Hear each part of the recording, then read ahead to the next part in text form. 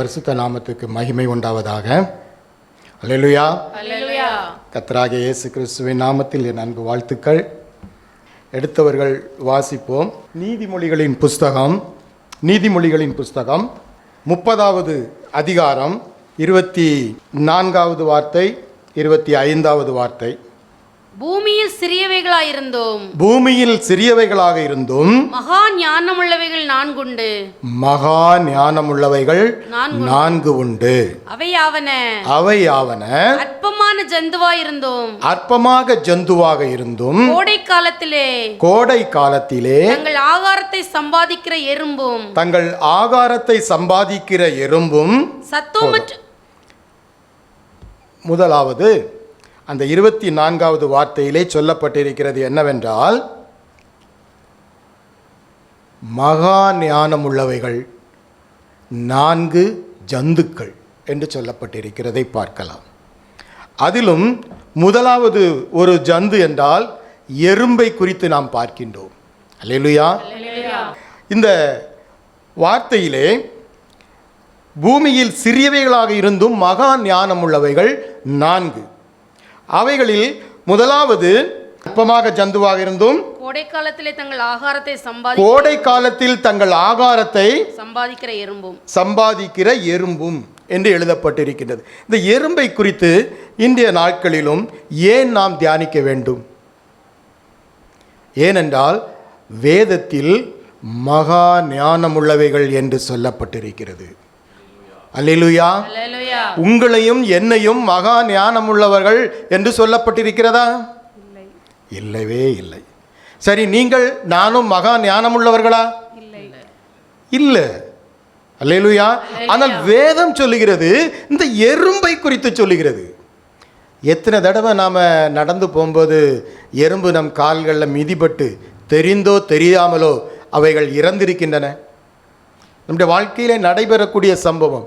அதுவும் எறும்பு கடிச்சிட்டுனா உடனே அதை கொல்லாமல் நம்ம விட மாட்டோம். டப்புன்னு ஒரு அடி அடித்து அதை கொன்னுருவோம். ஆனால் வேதத்தை வாசிக்கக்கூடியவர்கள் யாரோ அது மகா ஞானம் உள்ளவைகள் என்பதை அறிந்து கொள்வார்கள்.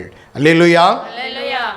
சரி, இந்த ஞானமுள்ளவைகள் என்பதை குறித்து சொன்னவர் யார், அதாவது எழுதினவர் யார் என்று பார்த்தீர்கள் என்றால், இந்த நீதிமொழிகளின் புஸ்தகங்களை எழுதினவர் பல அதிகாரங்களை எழுதினவர் சாலமோனாக இருந்தாலும், இந்த அதிகாரத்தை முடிந்தால் வீட்டிற்கு சென்று இந்த 30வது அதிகாரம், நீதிமொழிகளின் புஸ்தகம் 30வது அதிகாரத்தை தியானத்தில் வையுங்கள். உங்களுக்கு கூட பலவிதமான தியான எண்ணங்கள் தோன்றும். அப்படிப்பட்ட ஒரு நல்லதொரு நீதிமொழிகளின் புஸ்தகம் இது. சரி, இந்த எறும்பை குறித்து பார்ப்போம் என்றால், இந்த எறும்பு எப்பொழுதுமே ரொம்ப சுறுசுறுப்பாக வேலை செய்யும். அல்லேலூயா. சுறுசுறுப்புக்கு உதாரணமே சொல்லுவாங்க, எறும்பை போல சுறுசுறுப்பாக இருக்கணும் என்று சொல்லுவார்கள். அல்லேலூயா. அதுபோல் ஒரு முறை நாம் இந்த எறும்பை குறித்த ஒரு சம்பவத்தை பார்ப்போம் என்றால், கேபாஸ்திரி ஒரு சாலமோன் ராஜாவிடம் பார்த்து தன்னுடைய படையை நடத்தி கொண்டு இருக்கும் பொழுது, அவர்களோடு சென்று கொண்டு இருக்கும் பொழுது திடீரென்று நிறுத்த சொல்லுவார். நின்று கொஞ்ச நேரம் கழித்து இனி புறப்படுவோம் என்று சொல்வார். ஏன் என்று கேட்கும் பொழுது, ஒரு எறும்பு வரிசையாக, ஒரு எறும்பு கியூவாக போய்கொண்டிருந்ததாம். அவைகள் எல்லாம் சென்ற பின்பு இவர்கள் கடந்து சென்றார்கள் என்று நாம் பார்க்கின்றோம். ஆம் தேவ ஜனமே, அப்படி சாலமோன் ஞானியால் மதிக்கப்பட்ட அந்த எறும்பை குறித்து தான் இன்றைய நாளில் நாம் சிந்திக்க போகிறோம். அந்த எறும்பை பார்த்து அல்லது அந்த எறும்பின் செய்தியை கேட்ட பிறகு இந்த எறும்புக்குரிய ஞானம் கூட நமக்கு இல்லையே என்று தோன்றக்கூடும்.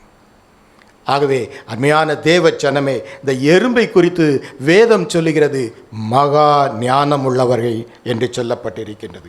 அதுபோல ஞானம் வேண்டுமென்றால் எந்த புஸ்தகத்தை படிக்கணும்? எந்த புஸ்தகத்தையும் படிக்கண்டாம், தேவனிடத்தில் கேட்க வேண்டும். வாசிப்போம். யாக்கோபு 1:5. உங்களில் ஒருவன் கொடுக்கிறவன் ஞானத்தில் குறைவுள்ளவனாய் இருந்தால் யாவருக்கும் சம்பூரணமாய் கொடுக்கிறவரும் ஒருவரையும் கடிந்து கொள்ளாதவருமாகிய தேவனிடத்தில் கேட்க கடவன். தேவனிடத்தில் கேட்கப்படும், அப்பொழுது அவனுக்கு கொடுக்கப்படும். அப்பொழுது அவனுக்கு கொடுக்கப்படும். இந்த ஞானம் என்பது எந்தவித லைப்ரரியிலையோ உலகத்திலே எங்கு சென்றாலும் நமக்கு கிடைக்கவே கிடைக்காது. அல்லேலூயா. ஒன்று வேதத்தை வாசிக்க வேண்டும் அல்லது தேவனிடத்தில் கேட்க வேண்டும். ரெண்டும் ஒன்றுதான். தேவனிடத்தில் நாம் கேட்கும் பொழுது அந்த ஞானம் நமக்கு கிடைக்கும். வேத வசனங்களை தியானிக்கும் பொழுது அந்த ஞானம் நம் வேற எங்கே போனாலும் ஞானம் கிடைக்காது. ஆனால் வேற ஒன்று கிடைக்கும். ஞானத்துக்கு குறித்த அந்த சம்பந்தமானது என்னது? அறிவு. அல்லேலூயா. அறிவு கிடைக்கும். அறிவு கிடைக்க வேண்டுமென்றால் கல்லூரிகளுக்கு செல்லுங்கள், பாடசாலைக்கு செல்லுங்கள், ஸ்கூலுகளுக்கு செல்லுங்கள் அல்லது லைப்ரரிகளுக்கு செல்லுங்கள். பெரிய யூனிவர்சிட்டிகளிலே போனால் பட்டப்படிப்பு என்று பலவிதமான அறிவு கிடைக்கும். ஆனால் ஞானம் வேண்டுமென்றால் இப்போ ஒரு சந்தேகம் வரணும். அறிவுனா என்ன, ஞானம்னா என்ன? ரெண்டும் ஒன்று தானே. ஞானத்தான் கொஞ்சம் இது பண்ணி பேசினா அறிவு, அல்லது அறிவு தான் ஞானம். இப்படி தான் நாம் சிந்தித்து கொண்டிருந்தோம். நானும் கூட அப்படித்தான் சென்றிருந்தேன். ஞானமும் அறிவும் ஒன்று தான். ஏன் வேதத்தில் ரெண்டு விதமாக சொல்லப்பட்டிருக்கிறது, வேறு வேறு இடத்தில் சொல்லப்பட்டிருக்கிறது என்று சிந்தித்த பொழுதுதான் கிடைத்தது ஞானம் வேறு, அறிவு வேறு. நீதிமொழிகள் 6:6 வாசிப்போம். சோம்பேறியே, நீ எறும்பினிடத்தில் போய் அதன் வழிகளை பார்த்து ஞானத்தை கற்றுக்கொள். அல்லேலூயா, அல்லேலூயா. ஞானத்தை கற்றுக்கொள்ள வேண்டும் என்றால் என்ன செய்ய வேண்டும்? எறும்பினிடத்தில் போய் கற்றுக்கொள் என்று சொல்லுகிறார். அவ்வளவு கேவலமாக நாம் இருக்கிறோம் இல்லைதான். ஆனால் யாரு கேவலமாக இருக்கிறார்கள்? சோம்பேறி. எந்த காரியத்தை சொன்னாலும் நாளைக்கு பார்க்கலாம், பிறகு பார்க்கலாம், அப்புறம் பார்க்கலான்னு சொல்லக்கூடிய சோம்பேறிகளுக்கு சொல்லப்பட்ட வார்த்தை இது. நீங்களும் நானும் அப்படிப்பட்ட சோம்பேறிகளாக இருக்கிறோமா? அல்லது சுறுசுறுப்பாக எறும்பை போல என்ன வந்தாலும் சரி என் தேவனுக்காக ஓடுவேன் என்ற வைராக்கியத்தோடு ஓடக்கூடிய பிள்ளைகளாக இருக்கிறோமா என்பது நம் சிந்தனைக்கு உரியது. அல்லேலூயா. அப்படி நீங்கள் இருப்பீர்கள் என்றால் அந்த எறும்பின் ஞானத்தை நீங்களும் பெற்ற பிள்ளைகளாக இருப்பீர்கள். அல்லேலூயா. சரி, இனி இந்த எறும்புக்கு ஒரு ஞானம் உண்டு. அதுதான் என்னதுன்னு பார்க்க போகிறோம். அது என்ன செய்யுமா? கோடை காலத்தில் தன் ஆகாரத்தை உண்டாக்கி கொள்ளும், சம்பாதிச்சு என்ன எப்போ சாப்பிடும்? குளிர்காலத்தில் அல்லது மழை காலத்தில் அது இருந்து சந்தோஷமாக இருந்து சாப்பிடும். வெளியே மழை பெய்தாலும் அந்த கூண்டுக்குள்ள ஒன்றும் செய்யாது. அப்படிப்பட்ட இடங்களிலே சேர்த்து வைக்கக்கூடிய வேலை தான் அந்த எறும்பு செய்கிறது. அல்லேலூயா. அப்போ அந்த எறும்புக்கு ஒரு அறிவு இருக்கிறது. என்ன அறிவு? கோடை காலம் இப்போ வரும், ஒரு அறிவு உண்டு.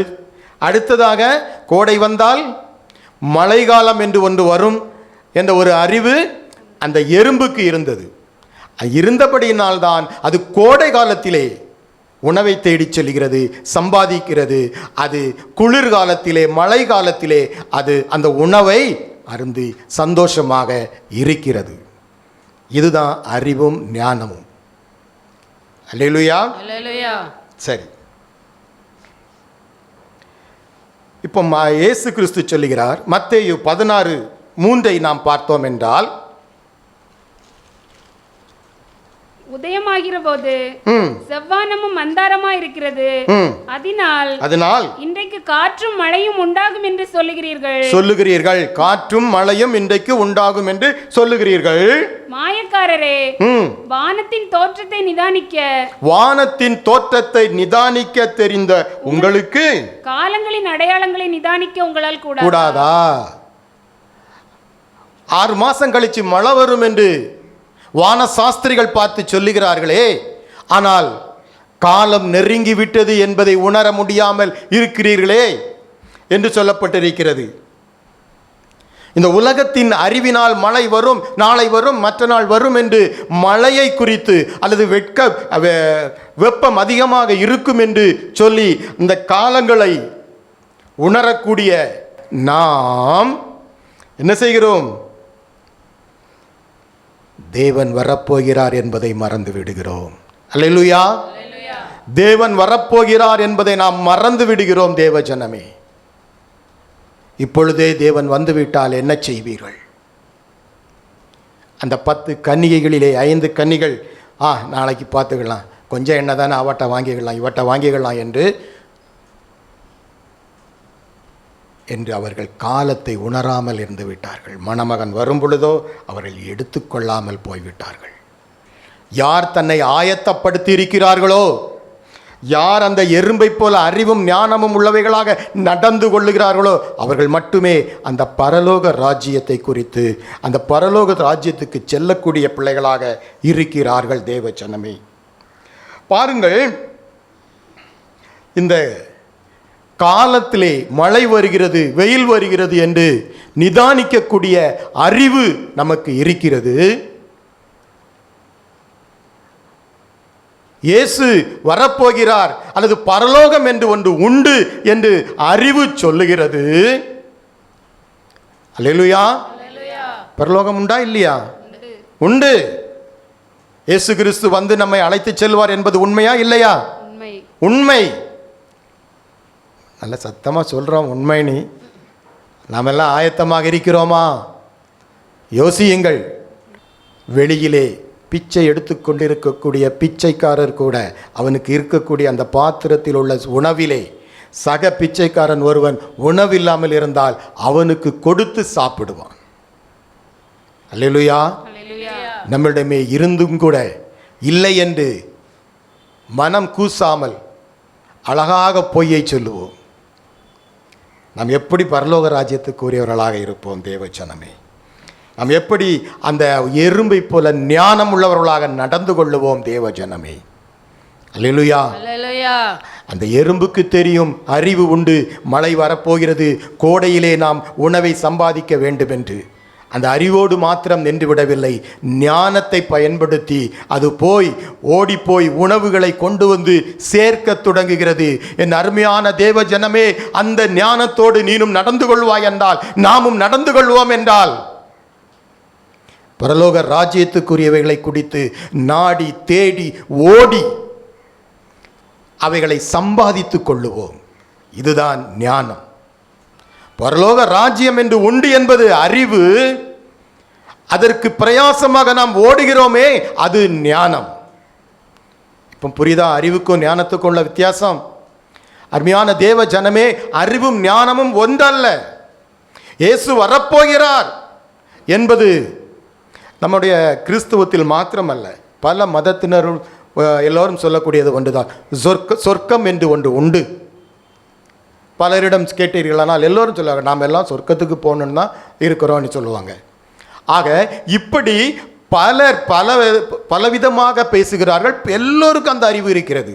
பரலோகம் என்று ஒன்று உண்டு என்று, இயேசு கிறிஸ்து வரப்போகிறார் என்று அறிவு இருக்கிறது. ஆனால் என் தேவ ஜனமே, அதற்கு ஆயத்தமாக்கக்கூடிய ஞானம் இருக்கிறதா? அப்படி இல்லை என்றால் இந்த எறும்புவிடமிருந்து நாம் கற்றுக்கொள்ளுவோம். முதலாவதாக, அந்த சோம்பேறியை போல் அல்லாமல் சுறுசுறுப்பாக பரலோக ராஜ்யம் இப்பொழுது வரப்போகிறது என்ற ஒரு ஆதங்கத்தோடு, ஒருவேளை வராமல் இருக்கலாம், இப்பொழுது நம்முடைய காலகட்டத்திலே பரலோக ராஜ்யத்தை நாம் பார்க்க முடியாமல் போகலாம். ஆனாலும் அதற்கு தகுதியானவர்களாக அவர் வரும் பொழுது என் மகனே, என் மகளே என்று அழைக்கக்கூடிய புத்திரனாக அல்லது புத்திரியாக, அவருடைய பிள்ளையாகக்கூடிய தகுதியோடு நாம் வாழ்கிறோமா? கொஞ்சம் சிந்தித்து பார்க்க வேண்டிய வேலை. ஏனென்றால் இந்த எறும்பிடம் இருந்து நாம் கற்றுக்கொள்ள வேண்டும் என்று தேவன் சொல்லியிருக்கிறாரே. இந்த அற்பமான இந்த ஜந்துவிடம் இருந்து நாம் கற்றுக்கொள்ளக்கூடியவர்களாகத்தான் கர்த்தர் நம்மை வைத்திருக்கிறார். அல்லேலூயா. பாருங்கள், நாளை மழை வரும், நாளை வெயில் வரும் என்று அறியக்கூடிய அறிவு இருக்கிறது. ஆனால் அவற்றுக்காக நாம் பாதுகாப்பாக இருக்க வேண்டும் என்று அந்த ஞானம் நமக்கு இல்லாமல் இருக்கிறது. அதைத்தான் என் தேவன் தெளிவாக சொல்லி தந்திருக்கின்றார். பரலோக ராஜ்யத்தை குறித்து அற்பமாக எண்ணாதீர்கள், அவைகளை குறித்து இன்றே நாடுங்கள், தேடுங்கள், ஓடுங்கள். எப்படியாவது அந்த பரலோக ராஜ்யம், பரலோக ராஜ்யத்தை தேடுங்கள். அப்பொழுது பூலோகத்தில் உள்ளவைகள் உங்களுக்கு கொடுக்கப்படும். பூலோக ராஜ்யத்துக்குள்ளவர்களை தேடி ஓடும் பொழுது எதுவும் பரலோக ராஜ்யத்தை இழந்து விடுவோம். பூலோக ராஜ்யத்தில் நாம் தேடி ஓடுவது அந்த அளவுக்கு சரியாக கிடைக்குங்கிறது உண்மை கிடையாது. ஆனால் தேவனுடைய பரலோக ராஜ்யத்தை தேடி ஓடும் பொழுது பூலோக ராஜ்யத்திலே நாம் எவ்வளவு கஷ்டப்படுகிறோமோ அதற்குடைய பலன்களை நாம் கிடைக்க பெறுவோம். அல்லேலூயா. ஏனென்றால் அவர் தேவ வார்த்தை, அது இவைகள் உங்களுக்கு கொடுக்கப்படும் என்றால் கொடுத்திருப்பார். எப்பொழுது? பரலோக ராஜ்யத்தை தேடி நாடி ஓடும் பொழுது. அருமையான தேவ ஜனமே, எத்தனையோ பணக்காரர்கள், எத்தனையோ வியாதியஸ்தர்கள், எத்தனையோ கஷ்டத்திலும் நஷ்டத்திலும் வாழ்ந்து கொண்டிருப்பவர்கள் கேட்டு பார்த்தீர்கள் என்றால் சொல்லுவார்கள், நாமும் கூட அப்படித்தான். ஒரு பிரச்சனைன்னு வந்துட்டா முதலாவது தேவனிடத்திலே போகிறோம், முதலாவது மனிதனிடத்தில் சொல்லுகிறோம். ஒரு பாடு என்று வந்துவிட்டால், ஐயோ இந்த இவர் சரியாக்கி விடுவார், அவர் சரியாக்கி விடுவார் என்று சொல்லி யாருமே சரியாக்கி விட என்றால் இறுதியாக நாம் வரும் இடம்தான் ஆலயம். அல்லேலூயா. இப்படி இருந்தா எப்படி அந்த எறும்பை போல இருக்க முடியும்? தேவ ஜனமே, நாம் எறும்பை போல மகா ஞானம் உள்ளவர்களாக நடந்து கொள்ளுங்கள் என்று அருமையாக அந்த நீதிமொழியின் புஸ்தகத்திலே சொல்லப்பட்டிருக்கிறது. ஆனால் நாமோ இந்த உலக காரியங்களை குறித்து அல்லல் பட்டு கொண்டு இருக்கின்றோம். எப்படி அந்த எறும்பை போல, அந்த ஞானம் உள்ளவர்களைப் போல நடக்க முடியும்?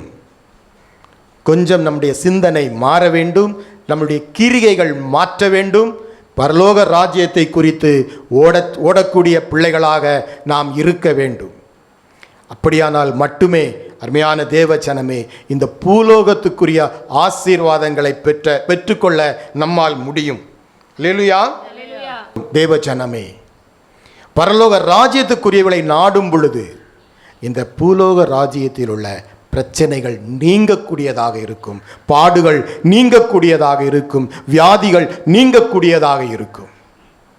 ஆகவே என் அருமையான தேவ ஜனமே, நலமானது எது என்பதை நாம் பிடித்து கொள்ளுவோம்.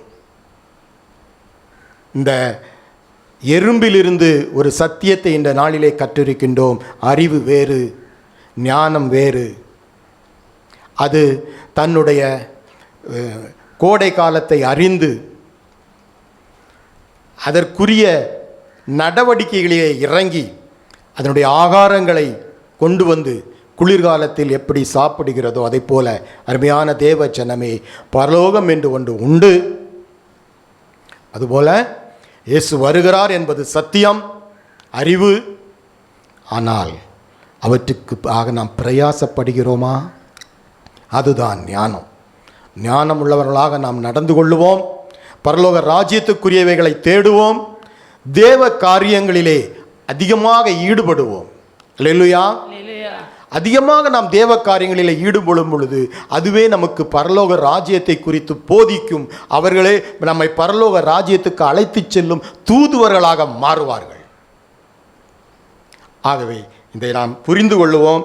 இரண்டாவதாக அந்த அடுத்த குறிப்புக்காக நாம் சொல்லுவோம். நீதிமொழி 30:26 வாசிப்போம். சத்துவமற்ற ஜந்துவாயிருந்தும் சத்துவமற்ற ஜந்துவாக இருந்தும் தங்கள் வீட்டை கண்மலையிலே தோண்டி வைக்கும் குழிமுசல்கள். முசல் என்றால் அது முயல்களைத்தான் முசல் என்று சொல்லப்பட்டிருக்கிறது. ஆனால் இந்த குழிமுசல் என்பது ஒரு சிறிய வகை முயல், பெரிய முயல் கிடையாது, சின்ன முயல். அல்லேலூயா.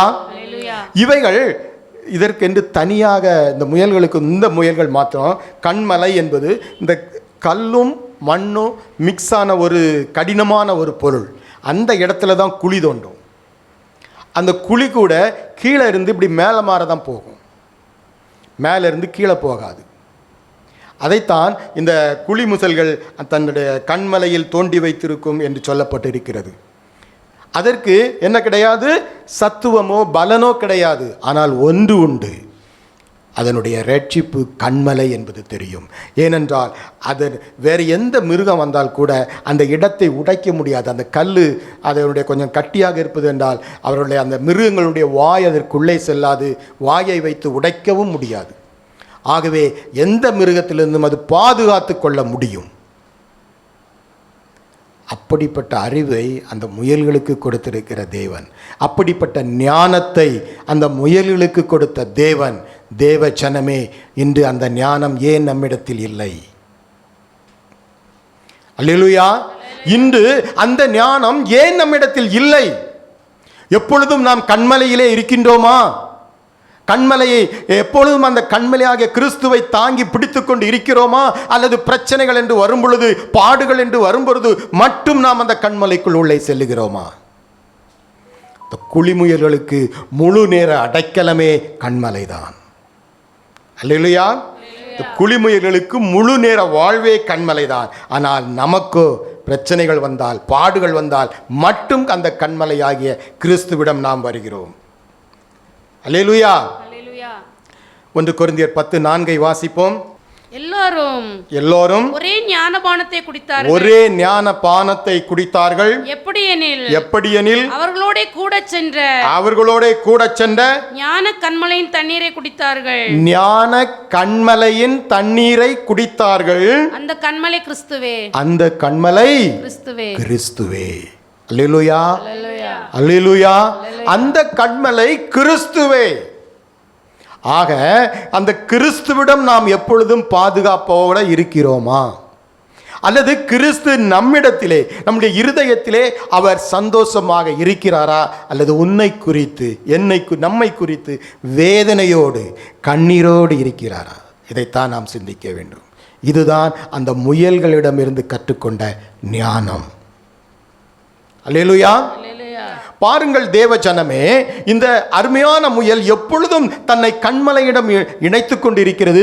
அது நல்லாக இருந்தாலும் நல்ல இல்லாமல் இருந்தாலும், எதிரிகள் துரத்தும் போதும் துரத்தாமல் இருந்தாலும் அதற்கு கண்மலைதான் அடைக்கலம். ஆனால் நமக்கு அல்லேலூயா!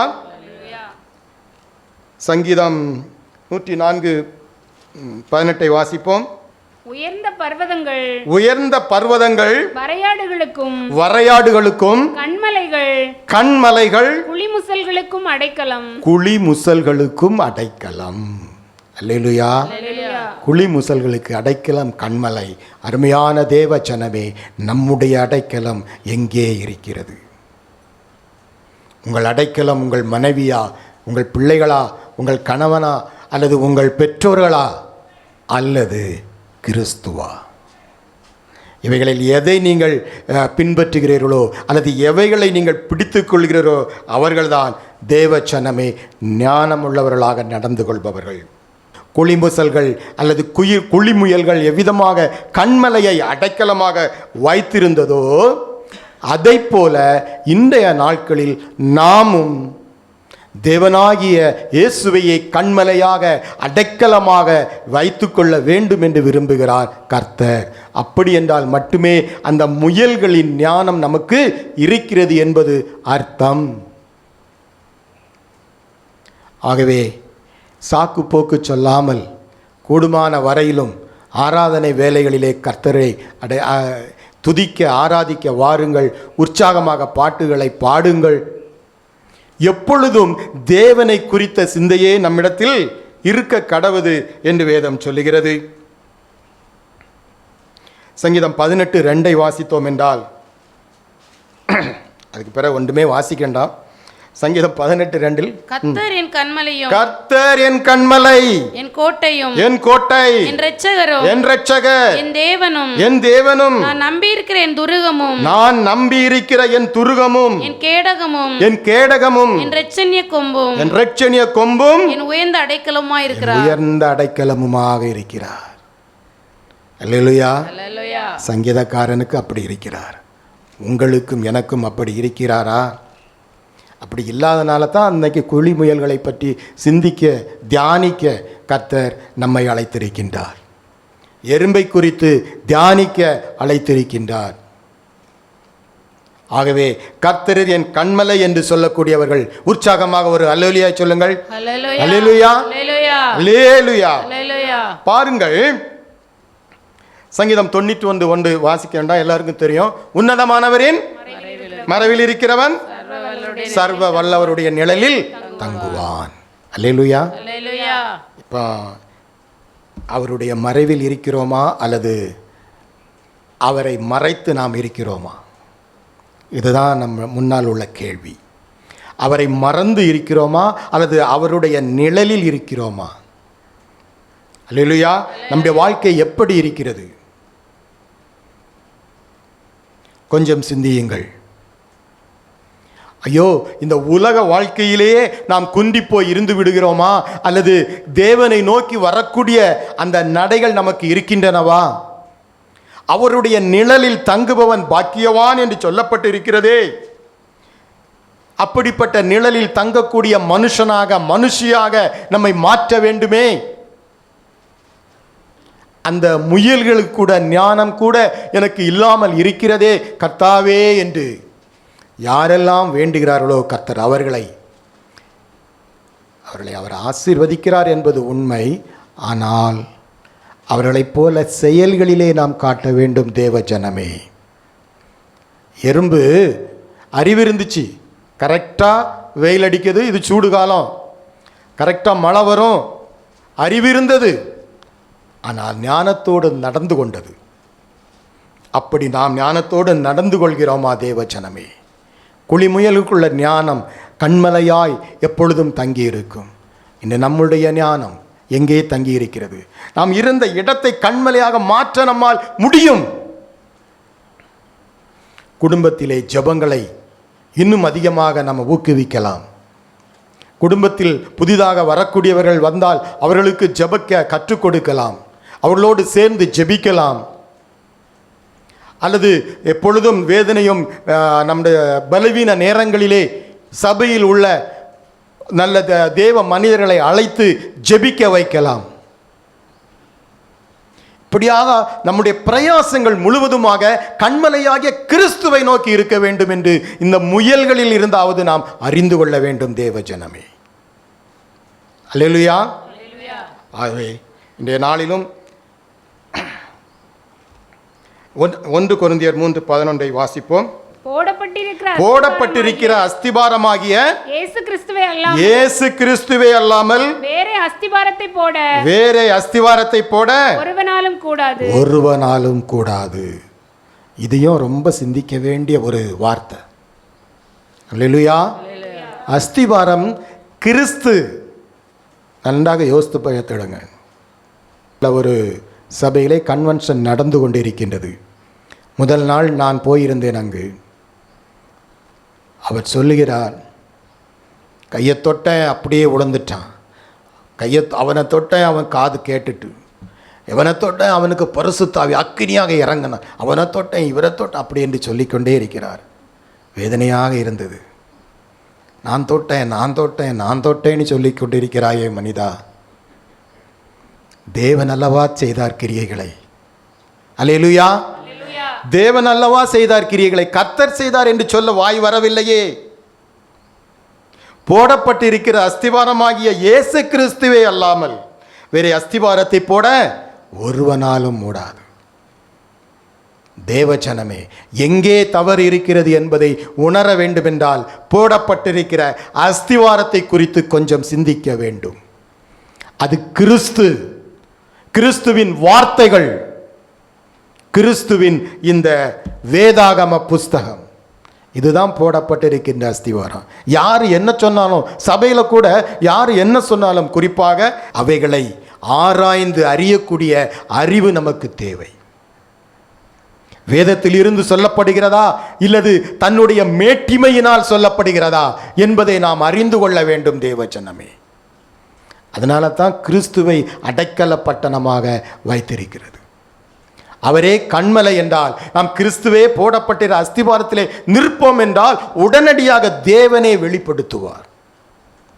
அல்லேலூயா. கொஞ்சம் கடினமாக இருக்கும் சில நாட்களில் செய்திகள். ஒரு தடவை ஒரு செய்தியின் போது வேசியின் மகனே என்று ஒரு ஊழியக்காரர் சொன்னார். ஆனால் அந்த வேசிக்குரிய காரியங்கள் எல்லாம் சொல்லும் பொழுது ஒவ்வொருவரும் குத்தப்பட்டாங்க. அல்லேலூயா. இவர் என்ன இப்படி சொல்லிட்டாருன்னு சொல்லிட்டு பிரிஞ்சு போனவங்க உண்டு. ஆனால் யார் வேசி என்பதை வேதத்தில் இருந்து சொல்லி அருமையாக சொன்னார். ஆகவே அந்த தியானித்தவர்களுக்கு அவர்கள்தான் வேசியின் மைந்தர்கள் என்று வேதத்தின் பிரகாரமாக கற்றுக் கொடுத்தார் அவர். இதுவும் நடந்திருக்கிறது. ஆகவே அருமையை இப்படி சொல்லிவிட்டார், அப்படி சொல்லிவிட்டார், என்னை இவர் திட்டிவிட்டார் என்று சொல்வதை விட, அருமையான தேவஜனமே, இப்படி சொன்னால் இது உண்மையாக இருக்குமா என்று நீங்கள் வேதத்தை தியானியுங்கள். கண்மலையாகிய கிறிஸ்துவை பாருங்கள். அவரே எப்பொழுதும் நமக்கு கண்மலையாக வைத்திருந்தார் என்றால் ஒரு நாளும் சந்தேகங்கள் எழும்பாது. வேத வசனங்களாக இருதயத்திலே பாயும், இருதயத்திலே பேசும். அப்படிப்பட்ட பிள்ளையாக மாறினோம் என்றால் மாத்திரமே நாம் ஞானவான்களாக மாறி இருக்கிறோம்.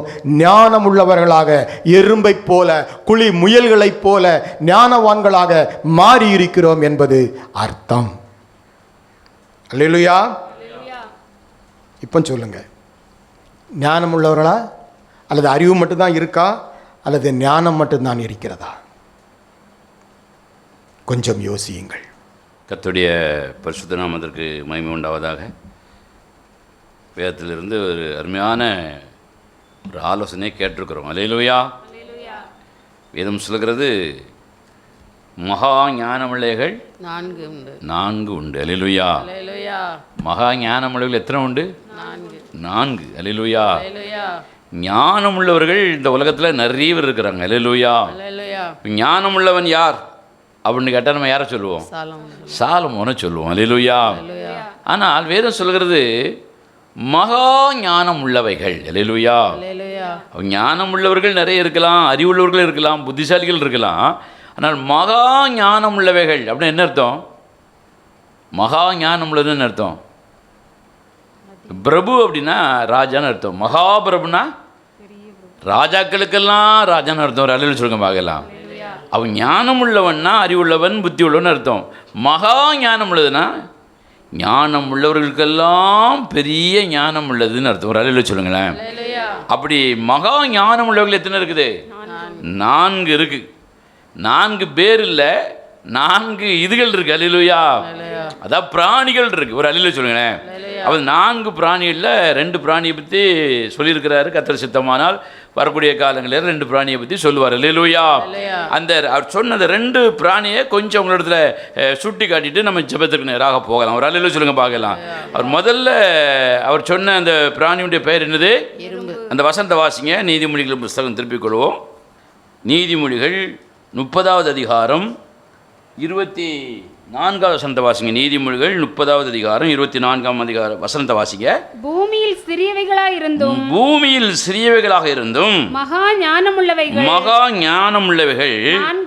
4 உண்டு. அவையாவன அற்பமான ஜந்துவாக இருந்தும் கோடை காலத்தில் தங்கள் ஆகாரத்தை சம்பாதிக்கிற எறும்பு. அல்லேலூயா. முதல்ல மகா ஞானம் உள்ளது எது? எறும்பு. சத்தமா சொல்லுங்க. சத்தமா சொல்லுங்க. எறும்பு. அவர் ஒரு சம்பவத்தை சொன்னார். நான் இதுவரை அதை கேள்விப்பட்டதில்லை, படிக்கலை. ஒருவேளை யாராவது அகராதிகளில் படிச்சுக்கிட்டு சொல்லியிருக்கலாம். சாலமோன் ஒரு நாள் போயிட்டு இருக்கும்போது வழியில் எறும்பு என்ன செஞ்சுட்டு இருந்தான்? வரிசையாக என்ன செஞ்சுட்டு இருந்தான்? சொல்லுங்க. சாலமோன் படைகளோடு போயிட்டுருக்கிறாரு. அப்போ எதில் போவார்? ரதத்தில் தான் போயிருக்கணும். அல்லேலூயா. ரதத்தில் போகும்போது அவர் கவனிச்சுக்கிட்டே வரார். கீழே ஒரு இடத்துல எறும்பு கருப்பாக என்ன செஞ்சுட்டு இருக்கு? ரோட்டை கிராஸ் பண்ணுது. அல்லேலூயா. இங்கெல்லாம் ரோட்டை கிராஸ் பண்ணுனா தூக்கி வீசிட்டு போயிடும். அவர் அழைச்சிங்க பார்க்கலாம். ஆமாம், உடனே இங்கே சோழி முடிஞ்சு போகும். ஆனால் எறும்பு போகிறத பாருங்கள், சாலமோன் பார்த்துட்டு நிறுத்தி அது என்ன செய்கிறார்? கவனிக்கிறார். போன பிறகு போனாரா? அது போயிட்டு இருக்கும்போது போனால் எதுவும் அடிச்சு விடுமா, எறும்பு கடிச்சு விடுமா, ஒன்றும் செய்யாது. அல்லேலூயா. ஆமாம், சாலமோன் அந்த ரதத்தை நிறுத்தி கவனிக்கிறார். இந்த எறும்பு எப்படி போகுது, இந்த எறும்பு என்ன செய்யுது அப்படின்னு கவனிச்சுட்டு தான் அந்த எறும்புட்ட சில காரியங்களை அவர் என்ன செய்கிறாரு, கற்றுக்கொள்ளுகிறார். அல்லேலூயா. அவருக்கு எவ்வளோ ஒரு ஞானம் இருந்தால் எறும்பை மகா ஞானம் உள்ளதுன்னு குறிப்பிடுவார். அல்லேலூயா. சோதரன் நாம் கொஞ்சம் அறிவை வச்சுக்கிட்டு, கொஞ்சம் படிப்பறிவு, கொஞ்சம் அனுபவத்தை வச்சுக்கிட்டு நம்ம எல்லாத்தையும் முட்டாளுங்கிறோம், ஒரு அழிச்சுங்க பார்க்கலாம். ஆனால் சாலமோன் ஞானியாக இருந்தாலும் எறும்பை பார்த்து மகா ஞானம் உள்ளவை அப்படின்னு பட்டம் போடுதார். ஒரு அல்ல சொல்லுங்களேன். ஆனால் அது எப்படிப்பட்டது, அற்பமான ஒரு சந்து, கையில் பிடிச்சி இப்படி நசுக்கிட்டு போயிடலாம். அல்லேலூயா. காலை மிதிச்சுட்டு போயிடலாம், ஊதுனா பறந்துடும். இப்படி ஒரு அற்பமான பலவீனமான ஒரு சிறிய ஒரு பிராணி தான் இந்த எறும்பு. அல்லேலூயா. இந்த எறும்பிடத்துல போய் நீ கற்றுக்கொள் அப்படிங்கிறார். அல்லேலூயா. நீதிமொழிகள் 6ஆம் அதிகாரத்தில் 6ஆம் வசனம் நினைக்கிறேன், வாசிக்க பார்க்கலாம்.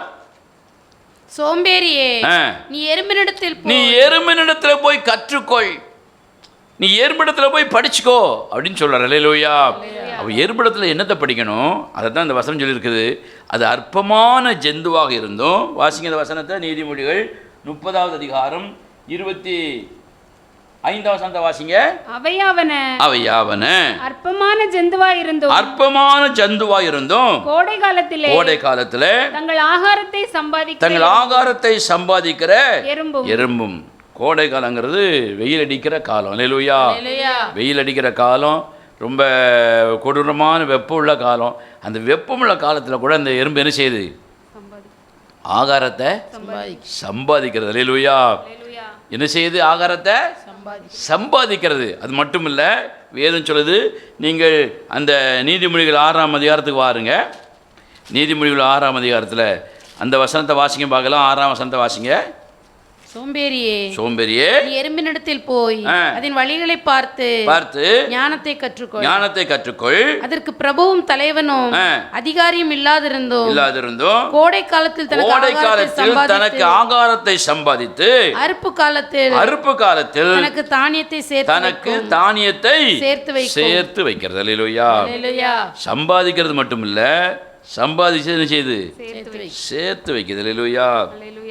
நம்ம நிறைய பேரை பார்க்குறோம், சம்பாதிக்கிறத என்ன செய்கிறாங்க, சேர்த்து வைக்கிறவங்களும் இருக்காங்க, சம்பாதிக்கிறத வீணாக செலவழிக்கக்கூடியவங்களும் இருக்காங்க. அல்லேலூயா.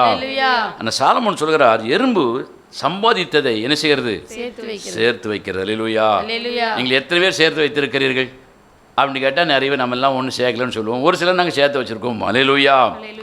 அப்போ சேர்க்காம இருந்தாலே என்னது தப்புன மாதிரி இங்கே வசனம் சொல்லுது.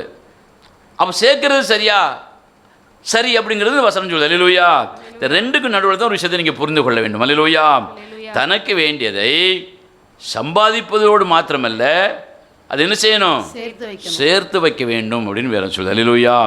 இது சரியா அப்படின்னு பார்த்தா, இது ரெண்டுக்கும் நடுவில் ஒரு மகா ஞானம் உள்ள ஒரு காரியம் இருக்கு. அல்லேலூயா சொல்லுங்க பார்க்கலாம். அது எங்கே வாசிக்கிறோன்னா, லூக்கா எழுதின சுவிசேஷம் 12ஆம் அதிகாரத்துக்கு வாங்க.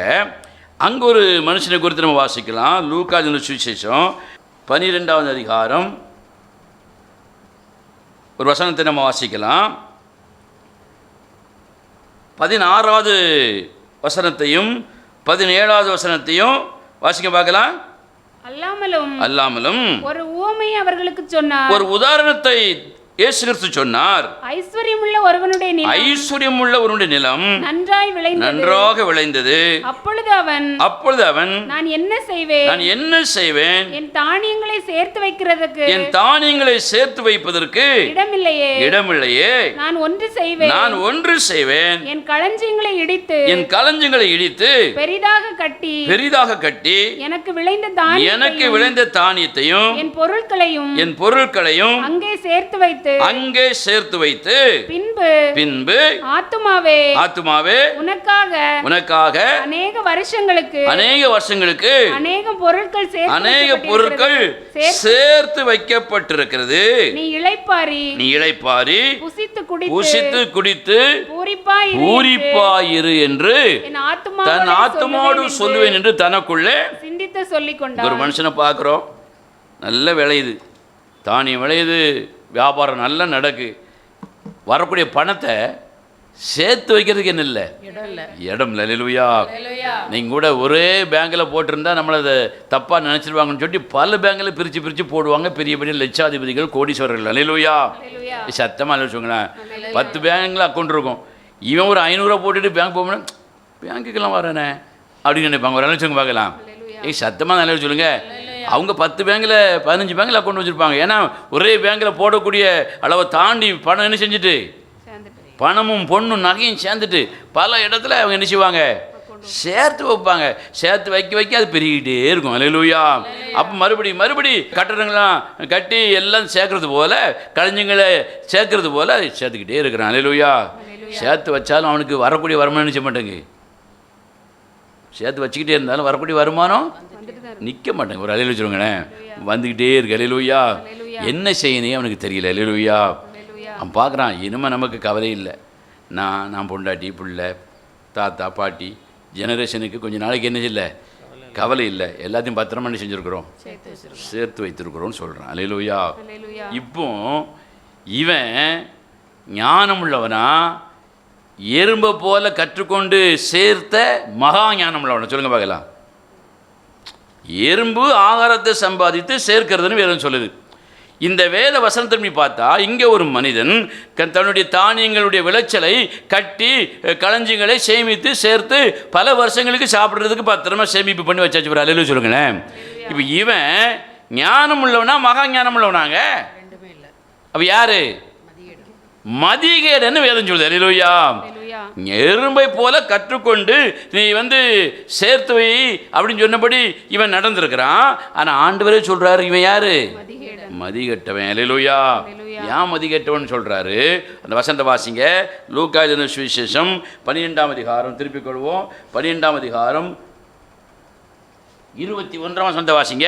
தேவனிடத்தில் ஐஸ்வரியவானாயிராமல் தனக்காகவே மட்டும் பொக்கிஷங்களை சேர்த்து வைக்கிறவன் இப்படியே இருக்கிறான். எப்படி இருக்கிறான்? மதிகெட்டவனாக இருக்கிறான். அல்லேலூயா. அல்லேலூயா. தேவன் நமக்கு தந்திருக்கிற நன்மைகளை, ஆசீர்வாதங்களை எல்லாம் நமக்காக மட்டும் என்ன செய்யக்கூடாது, நமக்காக சேர்த்து வைக்கணும். அடுத்தது யாருக்காக அதை கொடுக்கணும்? தேவனுக்காக கொடுக்கணும். அல்லேலூயா. அதை நம்ம புரிஞ்சுக்கணும். நிறைய பேர் அதை புரிஞ்சுக்கிடாம இந்த எறும்பிடத்தில் கற்றுக்கொண்டு சேமித்து வைன்னு சொல்கிறத கூட தப்பாக புரிஞ்சுக்கிட்டு சேர்த்து வச்சுக்கிட்டே இருப்பாங்க. தனக்காக, தங்களுடையவர்களுக்காக, தங்களுடைய குடும்பத்திற்கு, எதிர்காலத்திற்கு சேர்த்து வச்சுக்கிட்டே இருப்பாங்க. திருப்தியே இருக்காது. அல்லேலூயா. நான் வேதம் சொல்லுது, நீ யார் இல்லை, நீ ஞானம் உள்ளவனும் அல்ல, மகா ஞானமும் அல்ல, நீ யாரு? மதிகெட்டவன் அப்படின்னு சொல்றாரு. அல்லேலூயா. அப்போ நம்முடைய வாழ்க்கையில நமக்காக மட்டும் சேர்த்து வைக்கிறவனை உலகம் ஞானம் உள்ளவன், திறமைசாலி, உழைப்பாது என்று பாராட்டினாலும் ஆண்டவர் சொல்வார், நீ ஒரு மதிகெட்டவன், நீ ஒரு மதிகெட்டவள். நீ எவ்வளோ பெரிய அதிகாரியாக வேலை பார்த்தாலும், எத்தனை கோடி சொத்து இருந்தாலும் நீ யார் தான்? மதிகெட்டவன் அவர் சொல்றார். அல்லேலூயா. யான் மதிகெட்டவன் சொன்னாரு? நீ எல்லாருக்கும் கொடுக்குற, எல்லாத்துக்கும் செய்யறான. யாருக்கு செய்யல? நீ தேவனுக்கு செய்யல. அல்லேலூயா. தேவன் உன்னை பார்த்து உண்மையிலே நீ ஐஸ்வர்யவான்பான்னு சொல்லணும். அல்லேலூயா. தாராள பிரபுன்னு சொல்லணும். ஏன்னா தேவனிடத்துல நீ கொடுத்ததான் சொல்லுவார். அல்லேலூயா. ஸ்தோத்திரம். அவரிடத்துல வாங்கி அவருக்கே கொடுத்தேன்னு தாவீது சொல்றாரு. அப்போ நாம மகா ஞானம் உள்ளவர்களாக மாறணும்னா, இந்த எறும்பு தனக்காக மட்டும் அது செய்யலை, சேமிக்கலை, தன்னுடைய குடும்பத்துக்காகவும் சேமிச்சது. அதுக்கு 5 அறிவு தான் இருந்தது. உலக ரீதியின் படி பார்த்தா தேவனை குறித்து பெரிய அறிவு அது இல்லாட்டாலும், ஆனால் சாலோன் பார்க்குறார், இது இவ்வளோ விஷயத்தை செய்து நாம் இதை விட மகா ஞானம் உள்ளவனா மாறணும்னா யாருக்கு கொடுக்கணும்? தேவனுக்கு கொடுக்கணும். அல்லேலூயா. நமக்காக மாத்திரம் சேர்த்து வைப்போமானால் நம்ம யாரு? மதிகெட்டுன்னு சொல்லி ஆண்டவராக இயேசு ஞானத்தின் உரையிடம் சொல்லுகிறார். அல்லேலூயா. எறும்பிடத்தில் கற்றுக்கொள்வது என்ன? உழைக்கணும், சேமிக்கணும், சேர்த்து வைக்கணும், தேவனுக்கு நம்ம என்ன செய்யணும்? கொடுக்கணும். அப்படி இருந்தால் நம்ம எப்படிப்பட்டவங்களா இருப்போம்? மகா ஞானம் உள்ளவர்களாக இருப்போம். அல்லேலூயா. அதுக்கு மகா ஞானம் இருந்தாலும் அது ஒரு பிராணி, அதை லேசன் அஸ்கின்னு செஞ்சிடும். போயிடும். அல்லேலூயா. அல்லேலூயா. எறும்பு காலையில் பாருங்கள் சுறுசுறுப்பாக போகும். எப்போ எறும்பு சுறுசுறுப்பாக தான் இருக்கும். எறும்பு படுத்து தூங்கியிருக்கிறத நான் இதுவரை பார்த்தது இல்லை. அல்லேலூயா. அல்லேலூயா. காக்கா தூங்குறதை பார்த்துருக்கேன், நாய் தூங்குறதை பார்த்துருக்கேன், மாடு தூங்குறத கூட பார்த்துருக்கேன், மிருகங்கள் கூட தூங்கும். நான் எறும்பு தூங்கி நான் இதுவரை பார்த்ததில்லை. நான் அறிஞ்சதும் இல்லை. ஒரு நீங்கள் பார்த்துருக்கீங்களோ ரொம்ப தெரியல. அல்லேலூயா. எறும்பு தூங்கவே செய்யாது. அல்லேலூயா. ரெஸ்ட் எடுக்கவே செய்யாது அப்படின்னு சொல்ல முடியாது. இருந்தாலும் ரெஸ்ட் எடுக்கும். ஆனால் தூங்கினதை நம்ம நினச்ச முடியல, பார்க்க முடியாத அளவு உழைப்பு உழைப்பு உழைப்பு. அல்லேலூயா. அந்த எறும்பிடத்தில் கற்றுக்கொள்ள வேண்டியது சுறுசுறுப்பு, உழைப்பு, சேமிப்பு, சேர்த்து வைப்பது, தேவனுக்காக கொடுப்பது. அல்லேலூயா. அடுத்தால ஒன்று சொன்னார். அந்த வசந்த வாசிங்க. நீதிமொழிகள் புஸ்தகம் 30ஆம் அதிகாரம்.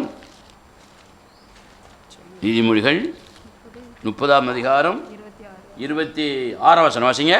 சத்துவமற்ற ஜந்துவாய் இருந்தும் சத்துவமற்ற ஜந்துவாக இருந்தும் தங்கள் வீட்டை கண்மலையிலே தோண்டி வைக்கும். கண்மலையிலே தோண்டி வைக்கும். அல்லேலூயா. அல்லேலூயா. சத்துவமற்றன பலன் இல்லாத ஒரு ஜந்து. அல்லேலூயா. அல்லேலூயா. ஒரு கல்லை கூட நெஞ்சிக்கிறாது. அது தூக்க முடியுமா? நம்ம இவ்வளோ பெரிய கல்லை தூக்கிட்டு போயிடுவோம். ஆனால் அந்த முயல் சத்துவமற்ற ஜந்துன்னு சொல்லியிருக்கிற அந்த முயல் குழி முசல் ஒரு கல்லை கூட நினைச்சாது, தூக்கிக்கிடாது, தூக்கி கொண்டு போய்கிறாது. அது எங்கே கொண்டு வீட்டை கட்டி வச்சிருக்கான்?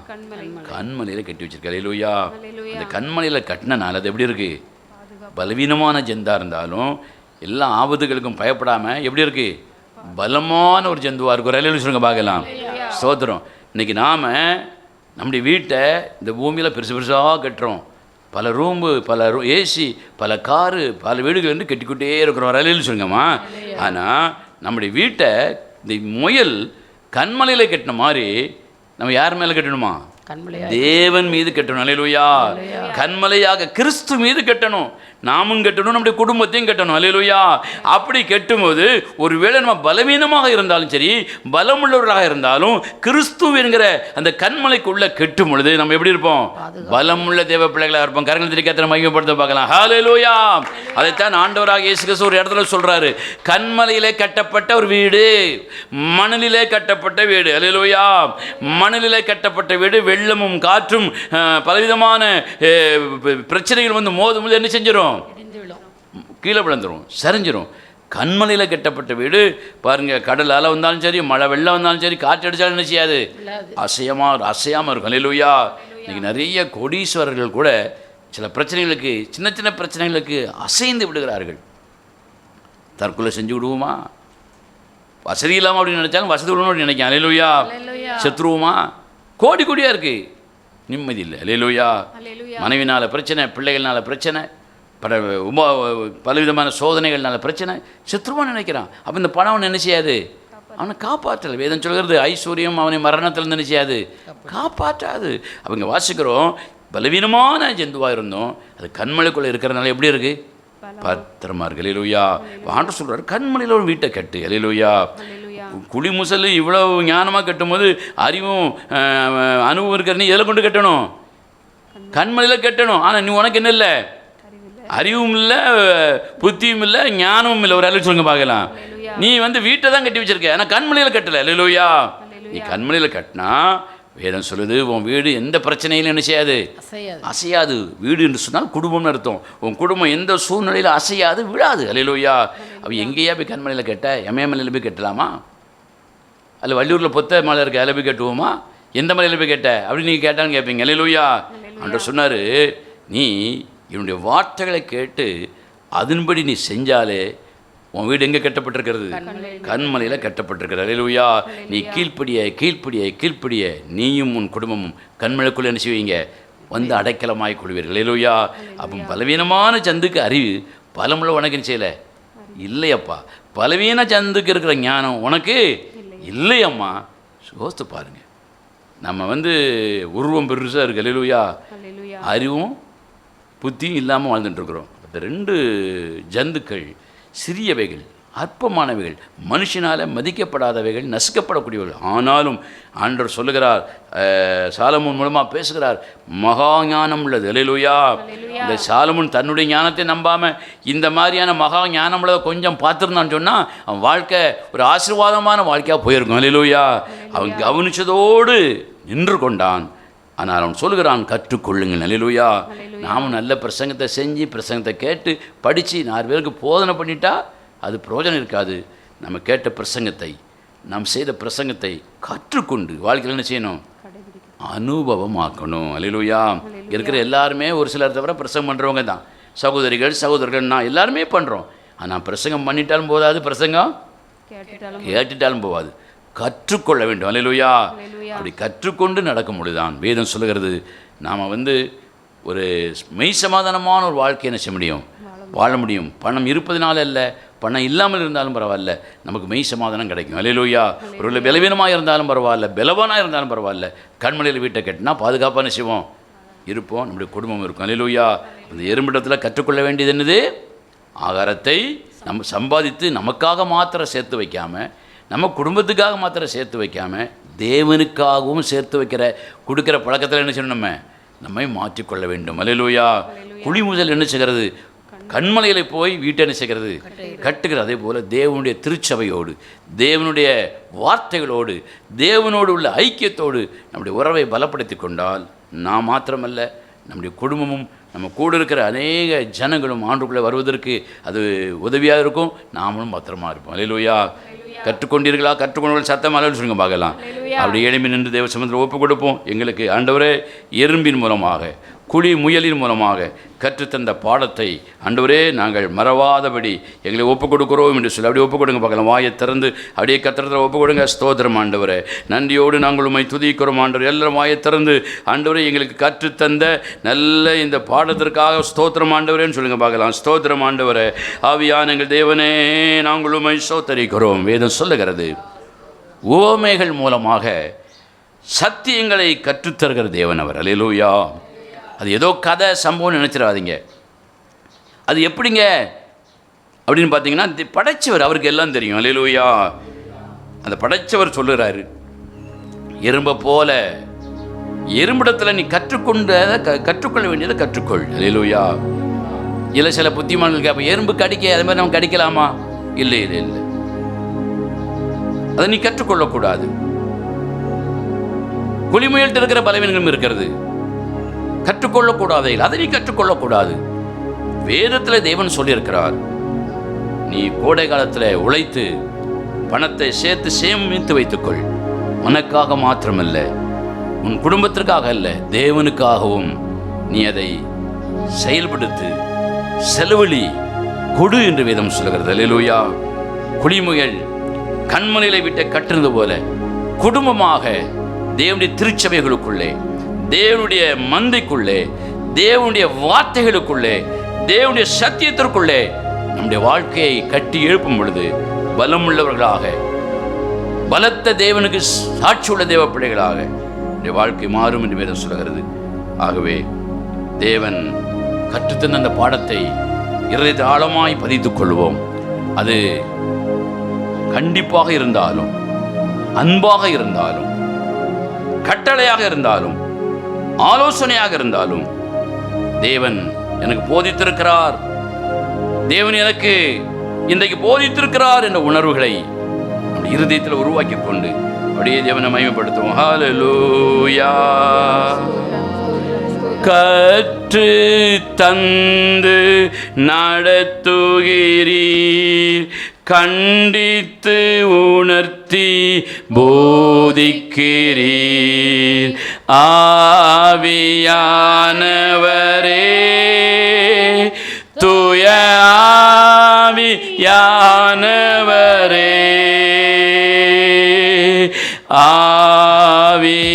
ஆவியானவரே, தூய ஆவியானவரே,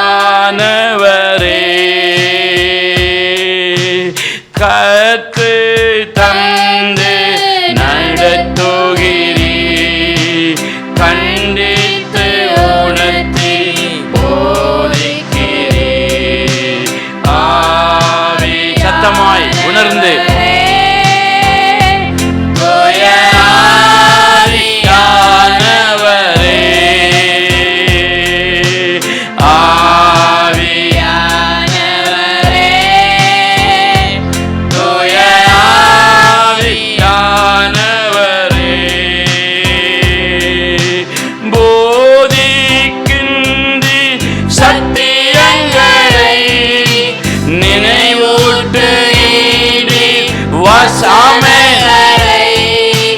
போதி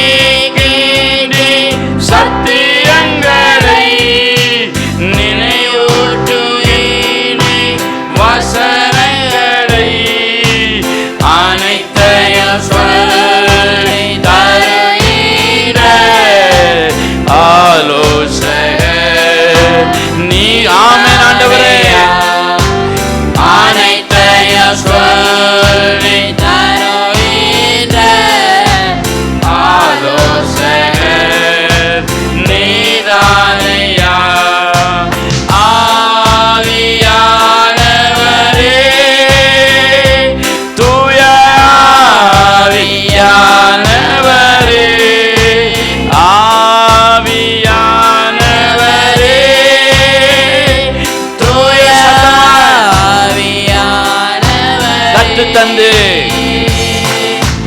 கற்று தந்து நடத்துகிறேன். கண்டேத்த உணர்த்தி போதிக்கிறேன். ஆவியானவரே, தூய ஆவியானவரே,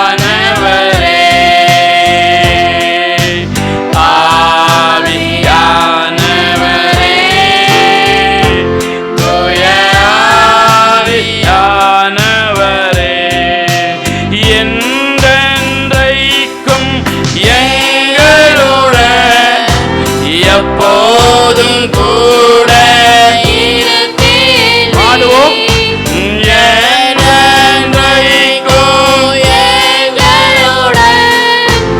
எப்போதும் சத்திய ஆவியானவரே, சாட்சியாய் வாழ செய்பவரே, சத்திய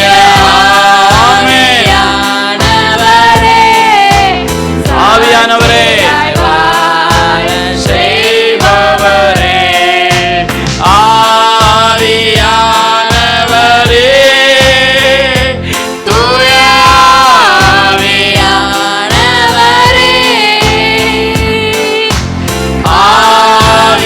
ஆவியானவர்,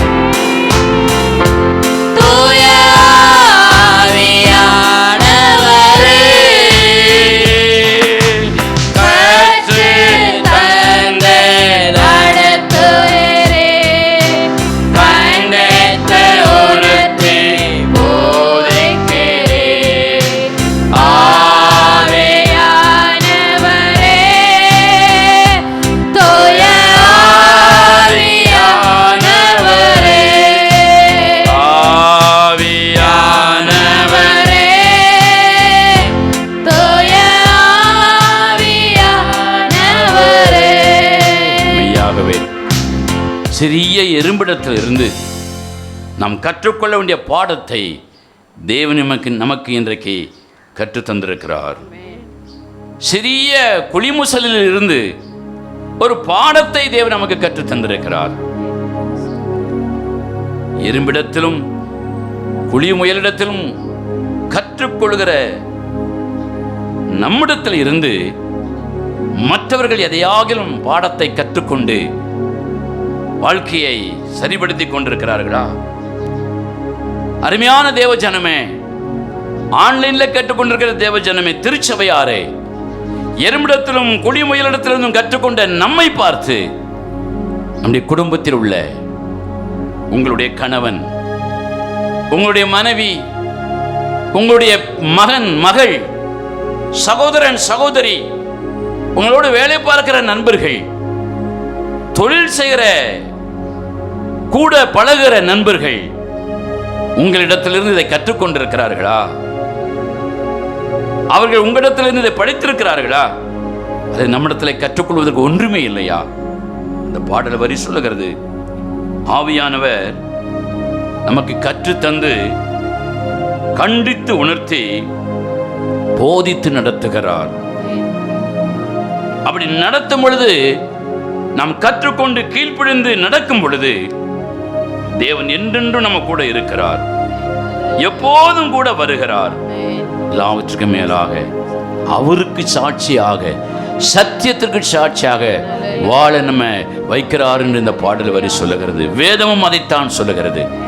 ஆண்டவரே, எங்களிடத்திலிருந்து அநேக கற்றுக்கொள்ளும்படியாக, எங்களிடத்திலிருந்து சத்தியங்களை கற்றுக்கொள்ளும்படியாக ஒரு சாட்சியான வாழ்க்கை வாழ எங்களை அர்ப்பணிக்கிறோம். கண்டிப்பையும் தண்டிப்பையும் உணர்த்துதல்களையும் போதனைகளையும் கேட்டு நாங்கள் உணர்வடையாத பிள்ளைகளாக அல்ல, உணர்வடைந்து எங்களை சரிபடுத்துகிற பிள்ளைகளாக வாழ எங்களை வழிநடத்தும். இன்றைக்கு நினைப்பூட்டின இந்த சத்தியத்திற்காக நன்றி சொல்லுகிறோம். இந்த எறும்பிலிருந்து கற்றுத்தந்த பாடத்துக்கு நன்றி சொல்லுகிறோம். குடிமுயலிலிருந்து கற்றுக்கொண்ட பாடத்துக்கு நன்றி சொல்லுகிறோம். பணத்தை சம்பாதித்து எனக்காகவும் என்னுடைய குடும்பத்திற்காக மாத்திரம் சேமிப்பு வைப்பது அல்ல கிறிஸ்தவ வாழ்க்கை. தேவனுக்கு கொடுப்பதிலே நான் ஐஸ்வர்யம் உள்ளவனாக இருக்க வேண்டும். பெரிய வீட்டை கட்டி பல மாடிகளை கட்டி வாழ்வதல்ல இந்த உலகத்தின் வாழ்க்கை. கண்மலையிலே உடைய வார்த்தையின்படி என்னையும் என் வீட்டையும் என் குடும்பத்தையும் கட்டி வாழ்வுதான் ஆண்டவரே பாதுகாப்பான வாழ்க்கை. அந்த வாழ்க்கையை நாங்கள் நடைமுறைப்படுத்த எங்களுக்கு உதவி செய்யும். எங்களை ஒப்பு கொடுக்கிறோம், ஒப்பு கொடுக்கிறோம், ஒப்பு கொடுக்கிறோம். அந்த ஒவ்வொரு பிள்ளைகளையும் ஆசீர்வதியும். வருகிற நாட்களிலே ஆண்டவரே இந்த எறும்பை விட மேலான மகா ஞானம் உள்ள தேவனுடைய பிள்ளைகளாக, குழி முயலை விட மகா ஞானம் உள்ள தேவனுடைய பிள்ளைகளாக வாழவர்களை வழி நடத்தும். ஆசீர்வதியும். ஒவ்வொருவரையும் கருத்தில் நாங்கள் ஒப்பு கொடுக்கிறோம். வேதம் சொல்கிறது ரட்சிப்பு கர்த்தருடையது. எப்பொழுது நான் கர்த்தரை முழுமையாக விசுவாசிக்கும் பொழுது, நீ கர்த்தராகிய இயேசு கிறிஸ்துவை விசுவாசி, அப்பொழுது நீ மாத்திரமல்ல நீயும் உன் வீட்டாரும் ரட்சிக்கப்படுவீர்கள் என்று சொன்ன அந்த சத்தியமான ஆழமான வசனத்தின்படி, அதே போல தனித்து ரட்சிப்பை அனுபவிக்கிற ஒவ்வொரு தேவ பிள்ளைகளுடைய குடும்பமும் ஊழியக்காரர்களின் குடும்பமும் ஆண்டவரை முழுமையான ரட்சிப்பை பெற்றுக்கொள்ள தேவன் அனுகூலம் பண்ணுவீராக, அனுக்கிரகம் பண்ணுவீராக. ஆண்டவரே அவர்களை ஆசீர்வதிப்பீராக. எல்லா குறைவுகளையும் குற்றங்களையும் கிருபையாக மன்னிப்பீராக. மகா ஞானமுள்ளவர்களாக நடந்து கொள்ளத்தக்கதாக அவர்களை வழிநடத்துவீராக. எங்கள் ஒவ்வொருவரும் சமூகத்தில் ஒப்புக் கொடுக்கிறோம். ஆசீர்வதியும், பலப்படுத்தும். இயேசுவின் நாமத்தில் வேண்டிக் கொள்கிறோம் எங்கள் நல்ல பிதாவே, ஆமென். கர்த்தர் ஜெபத்தை கேட்டோம்னா கர்த்தரை ஸ்தோத்திரம் பண்ணுவோமா? ஹல்லேலூயா. கரங்களை தட்டி தேவனை மகிமைப்படுத்துவோம். ஹல்லேலூயா, ஹல்லேலூயா, ஹல்லேலூயா. ஸ்தோத்திரம்.